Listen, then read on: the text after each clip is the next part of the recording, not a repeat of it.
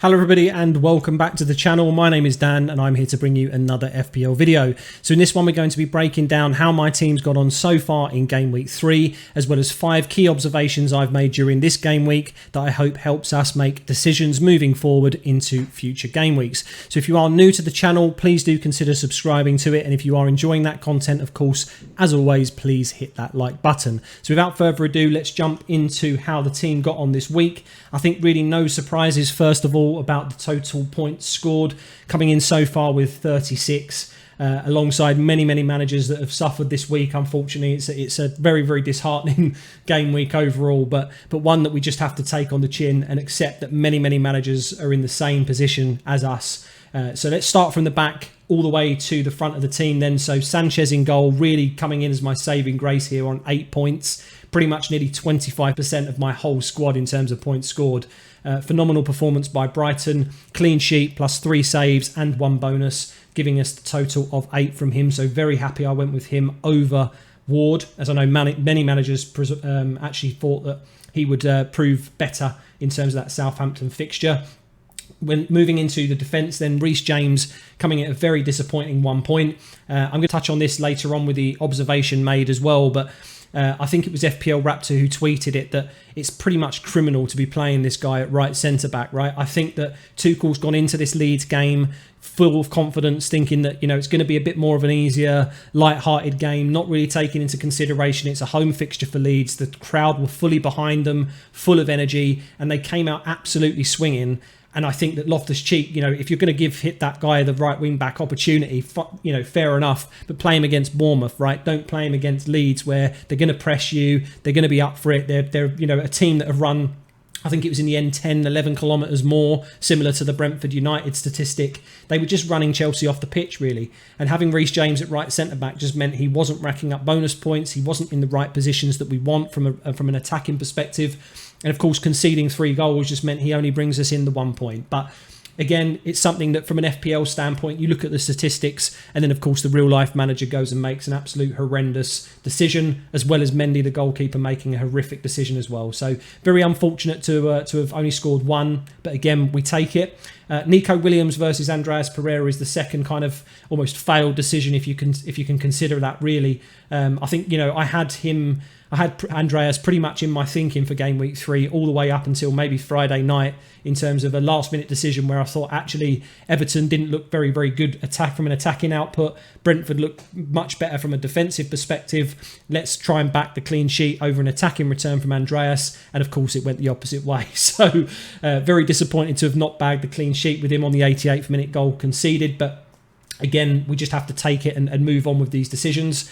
Kyle Walker, probably the only time I'm going to be saying that this man outscored Cancelo. That's right, Kyle Walker outscored João Cancelo. So, I mean, I only had him in the team because he was a cheaper option to him to cover the clean sheets. So, a yellow card for Cancelo, including the free conceded goals with no attacking return for him, meant that Kyle Walker basically matched anyone who's got Ederson and Cancelo as a double up as one player, which is quite funny when you think about it. But again, 5 at the back, I don't think is at risk. I still think that it's a great structure of a team, offering probably the most value arguably across all of the structures. So I think again, I'll touch on this in the observations in the next half of the video. But I think if you do own double City, then I don't think it's a knee-jerk time to be getting off of them. I think it was just a very strange game week, this one. Finally, Trent then. Obviously 0 points listed at the moment as the Manchester United game and Liverpool game kicks off this evening. Same for Salah, of course, as well. Good luck to all the managers, of course, captaining him for a return tonight. Saka, moving on to him next. Very disappointed once again that he cannot match Martinelli or even outscore him for the 3rd week in a row, coming in with 3 points again. It's just very disappointing, and kind of understandable why he's lost 0.1 million in value now, right? Dropping to 7.9 million. But again, I still think the fixtures over the next, say, 4 game weeks up until when a potential wild card gets activated, that he's worth the hold. I don't think a sideways move is justified. If you did it, sure, you're freeing up funds more than likely to put elsewhere into your team. So I do understand the moves. But for me personally, the way I'm structured at the moment, especially with another disappointment in Mason Mount, I don't think Saka's on the top priority to move out. So moving into Pascal Gross, very disappointed again that he's not taking penalties. A decision that, you know, one of the transfer reasons I brought him in for was for exactly that reason. Of course, McAllister steps up for it, unfortunately, meaning that Gross more than likely is not going to be on them, but still managing to get an attacking return for me in the assist for Trossard at the end. So still very, very happy with the decision to go with him. But now he's not on penalties. It does mean, arguably, that his value is a lot less. And of course, is you know, in terms of how much of an appeal he has, it definitely lowers. So I think he's going to be on the move, potentially maybe around the wild card or before that. But definitely as a priority, I'm sorry to say this, Mr. Mason Mount, but your performances have been diabolical overall, I think. I mean, he just went missing. I just, you know, from an eye test perspective, I just didn't see anything from him. He was in, you know, arguably one or two good positions across the game, but to produce 2 points again, I just don't think he's ticking, not at this point at least anyway. And I definitely expected more from him based on pre-season and just what I thought Chelsea might come out and do from an attacking perspective. But I really do think they missed that number 9. You know, Sterling, you could argue that he will put in some goals, of course, for them across the season, but this wasn't the game for Mason Mount. So I think he's definitely on the watch list as a priority to transfer out. But next week he does have a what you could say a favourable fixture against a leaky Leicester side at Stamford Bridge. So I don't think I'll be transferring him out this week, even though he has dropped also to 7.9 million in value. I think he's also a hold for one more week, and then we'll see where we go from there. Of course, now moving into the forward line then, captained Jesus. How this man come away with 4 points in that 3-0 win is pretty much beyond me, really. Absolutely fantastic work to set up the first goal. You know, he looks phenomenal. He looked exactly how I expected him to look. After Arteta announced the interest in him and the transfer went through, I could just see this happening for Arsenal this season, and everything's coming together. Arteta's plans are clearly working, and this man slotted in perfectly, and look at what he's doing. So I think it's really unfortunate he didn't get that last goal or to make it 4-0 to Arsenal, and of course would have bagged potentially another 4 or 5 points if you include some bonus for us. But it is what it is. I still own the decision to captain him. I still think on paper he was a better option than Salah. Of course, Salah is yet to play today. He may just only score 2 or 3 points if he blanks against United, meaning that, you know, ultimately we do come out as a W if that's the case. So still yet to be determined if that decision was correct or not, but so far so good. If you did captain Erling Haaland, though, of course, coming in with 6 points, better decision already than Jesus, scoring you 12 overall. Fantastic finish. Very unlucky because Pope made a very, very good save to deny him a second goal. And I just think overall he just looks like the part right for City. The only downside to him is, as we expected, coming into where the midweek fixtures come into play for City, he becomes a potential minutes risk. So just something to consider that I don't think we need to worry about it just yet. But game week 5, maybe game week 6 onwards, it could be an easy shift over to Kane or even saving a lot of money going to someone like Ivan Toney, even a Mitrovic, based on fixtures, right? So I think definitely one to watch on the out list as well over the next 3 to 4 weeks. Going through then the bench, Ward coming in with a 1 point, so unlucky to the managers that did make that decision to play him against arguably on paper the easier fixture with Southampton. I just think ultimately that Leicester are too leaky at the moment to be playing him. I think he was a great 4 million option as a playing keeper, but you know, it's just not, he's not returning, and I think that, you know, Sanchez ultimately was the good call this week. Andreas Pereira, as we've already mentioned, should have played him ahead of Nico Williams for those 8 points, but you know, he looked fantastic. Fulham looked great at home as well, and I think moving forward he's definitely going to be coming into consideration for me, and pretty much just trying not to make the same mistake again. Moving into Kieran Trippier, I don't think anybody would have anticipated scoring 6 points against City. The direct free kick he scored was phenomenal, but we'll touch on a bit more detail of him moving into the second half of the video. So just to summarise really here, guys, 36 points so far without Trent and Salah's points registered so far. I've lost about 500,000 in terms of overall rank at 2.5 million. No hits taken this week with 0.7 million in the bank and a 99.5 million squad value.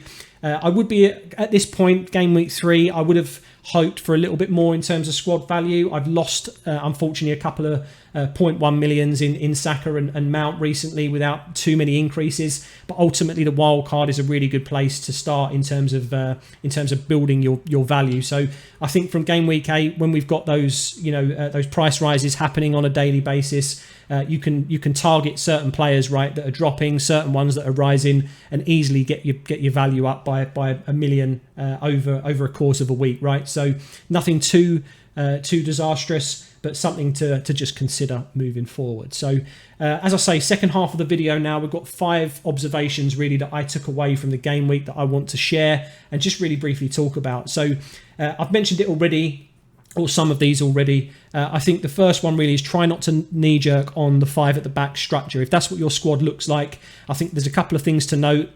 If you already had people like Perisic or Saliba and you've got, some kind of attacking return or at least a clean sheet, then just keep hold of the players that you have, because players like Perisic, James, Cucurella, as mentioned here, Perisic was more advanced and seemed a lot more active with the ball. He seemed to get a lot more joy with it. I know it was a Wolves team that necessarily, in terms of their structure, didn't oppose Tottenham very well, but he looked fantastic for the minutes that he played, right? If he can get consistent time through Conte, when he gets his clean sheet points, I think there's also potential there for bonus points and attacking returns, which is great at 5.4 million. So definitely one person to hold on to and consider moving forward.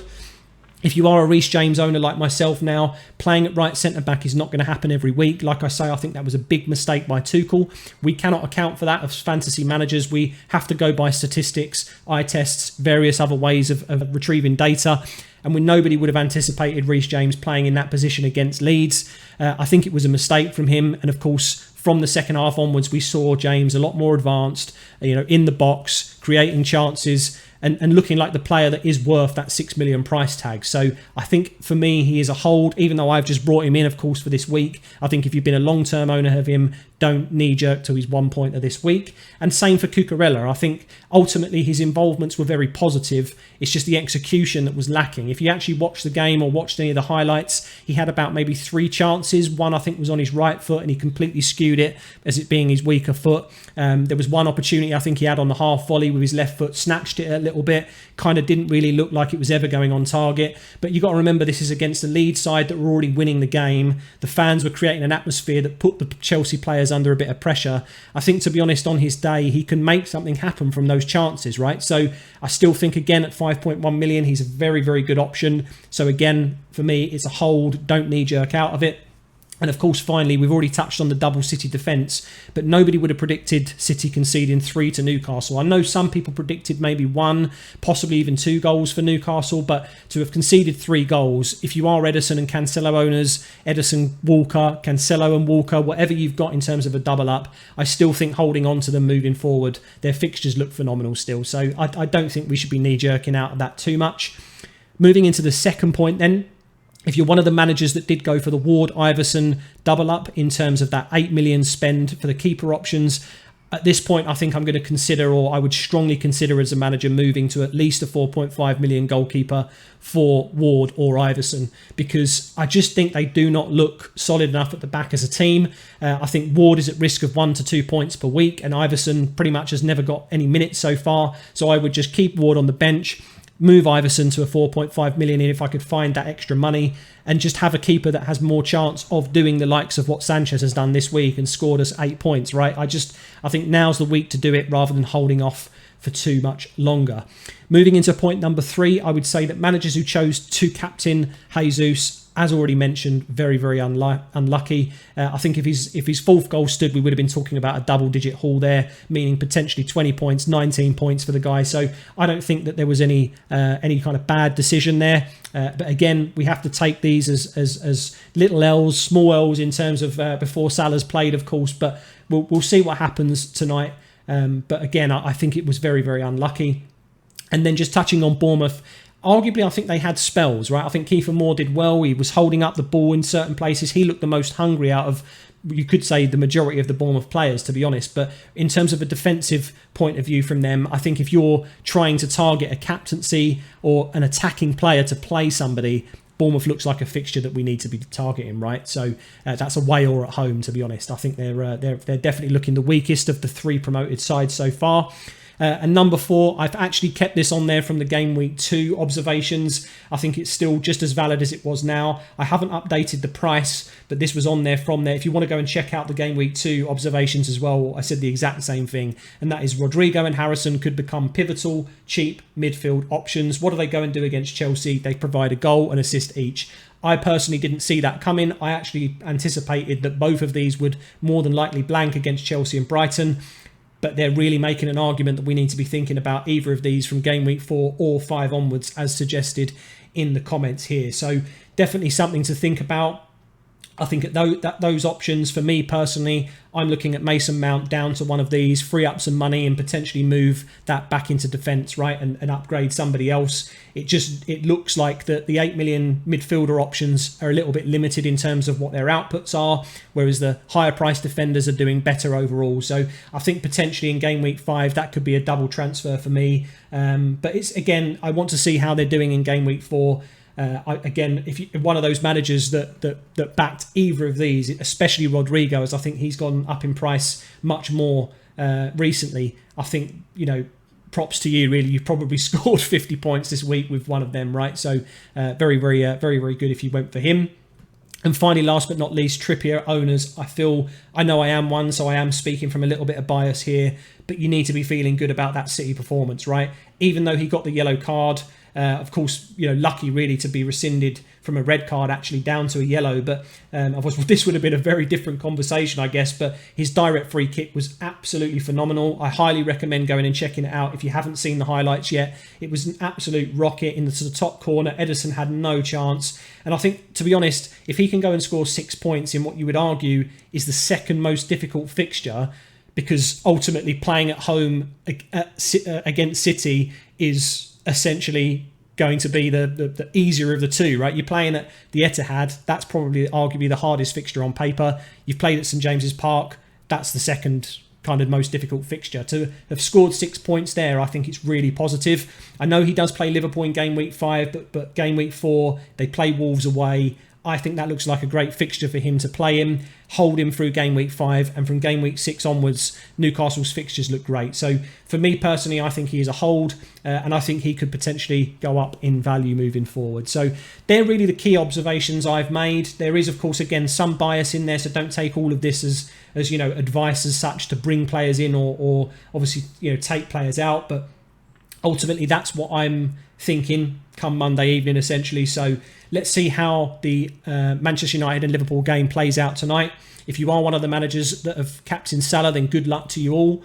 And of course, last but not least, if you did tune in to the Game Week, the live deadline stream, FPL Focal was kind enough to send people my way. If you was one of those people, then apologies about the technical difficulties that I faced. But these things happen. It's unfortunate, but I'll be back again at Game Week 4. So if you'd like to tune into that stream, then please feel free. And if you are new to the channel, please consider subscribing. And of course, if you're enjoying the content, smash that like button. So thanks again for all the support so far, guys. Appreciate. Hopefully you found this content valuable as always. And good luck for the rest of the game week. And I'll see you in the next video.